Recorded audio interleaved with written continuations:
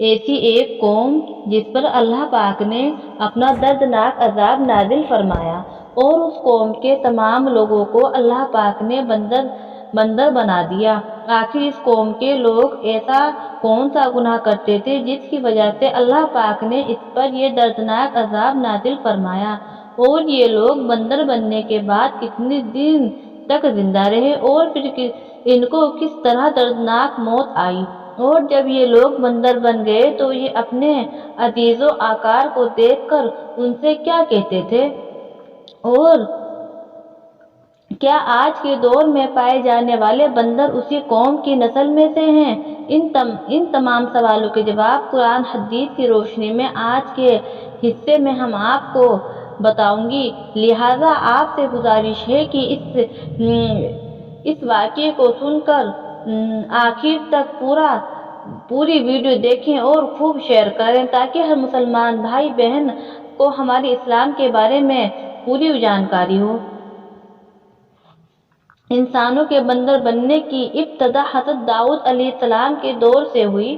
اس واقعے کا پیش منظر کچھ یوں ہے۔ حضرت داؤد علیہ السلام اور ان کی قوم سمندر کے کنارے ایلا نامی ایک بستی میں رہتے تھے، اور ان کی تعداد تقریباً 70,000 کے قریب تھی۔ یہ قوم بڑی ہی خوشحال تھی اور اللہ پاک کی بہت زیادہ فرما بردار قوم تھی۔ اس قوم کو اللہ پاک نے بے شمار نعمتوں سے نوازا تھا، اور ہر طرف ہرے بھرے باغ تھے اور ہر طرف ہریالی ہی ہریالی تھی، اور اللہ تبارک و تعالیٰ کی بے پناہ کرم نوازی تھی، اور یہ لوگ اپنی اس زندگی میں بہت ہی زیادہ خوش تھے۔ حضرت داؤد علیہ السلام کی قوم چونکہ سمندر کے کنارے رہتی تھی، اور اللہ تبارک و تعالیٰ کا ان پر اس قدر کرم تھا کہ سمندر کے اس کنارے پر بے شمار مچھلیاں آتی تھی جن کا یہ لوگ کاروبار کرتے تھے اور بہت ہی خوشحالی والی زندگی گزارتے تھے۔ جب یہ قوم اللہ پاک کی مہربانیوں کی وجہ سے خوشحال ہو گئی تو پھر یہ قوم اللہ پاک کی نافرمانیوں کی طرف اتر آئی اور طرح طرح کے گناہوں میں مبتلا ہو گئی، اور پھر اللہ پاک نے ایک دن اس قوم کا امتحان لینے کا ارادہ فرمایا، اور حضرت داؤد علیہ السلام کو وحی بھیجی کہ اپنی قوم سے کہہ دے کہ ہفتے والے دن مچھلی کا شکار کرنا بند کر دے۔ حضرت داؤد علیہ السلام کو وحی بھیجی اللہ میاں نے کہ ہفتے والے دن مچھلی کا شکار کرنا بند کر دیجیے، اور اس طرح اللہ پاک نے حضرت داؤد علیہ السلام کی قوم پر ہفتے والے دن مچھلیوں کا شکار حرام کر دیا، اور پھر یہاں سے اس قوم کی بربادی شروع ہو گئی۔ حضرت داؤد علیہ السلام نے اپنی قوم کو بتایا کہ اللہ پاک نے ہفتے والے دن مچھلیوں کے شکار کو حرام کر دیا ہے، تو وہ لوگ بہت ہی زیادہ پریشان ہو گئے، اور ساری قوم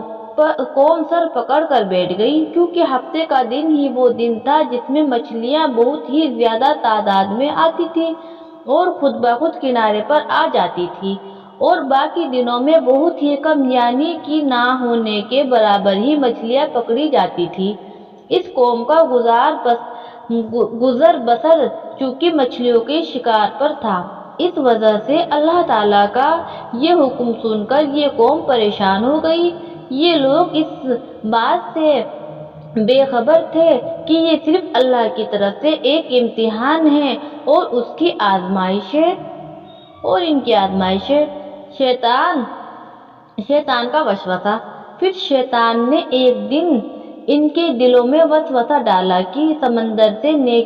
نالیاں نکال کر خشکی میں بڑے بڑے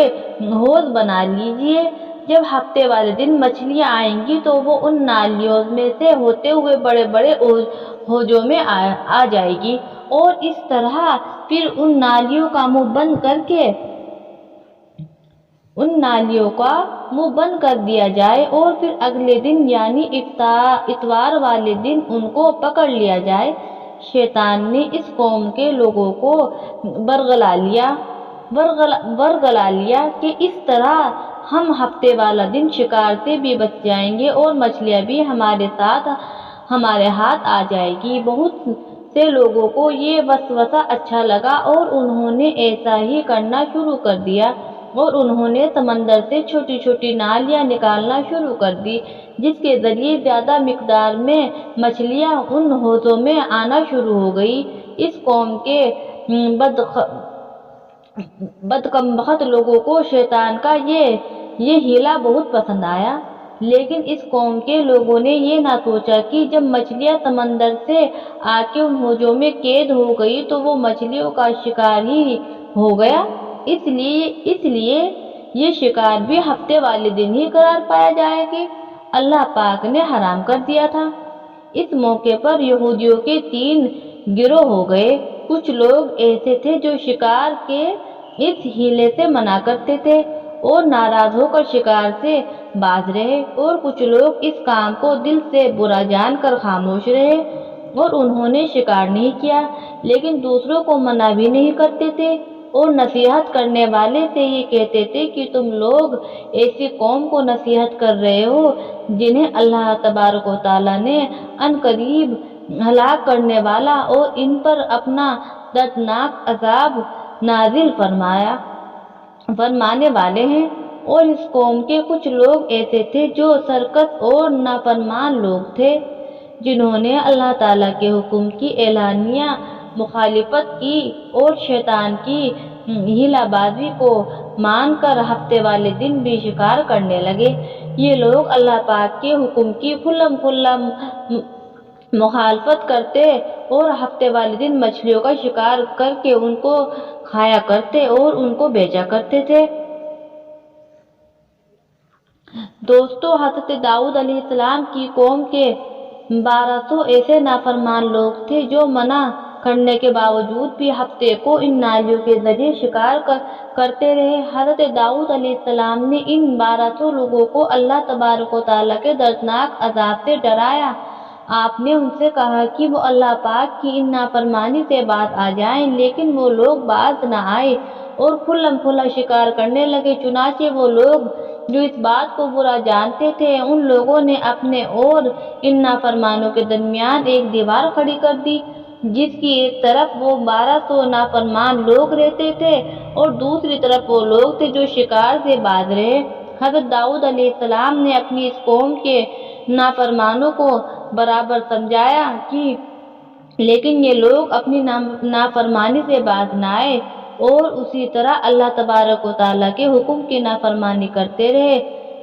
اور اسی طرح شکار کرتے رہے۔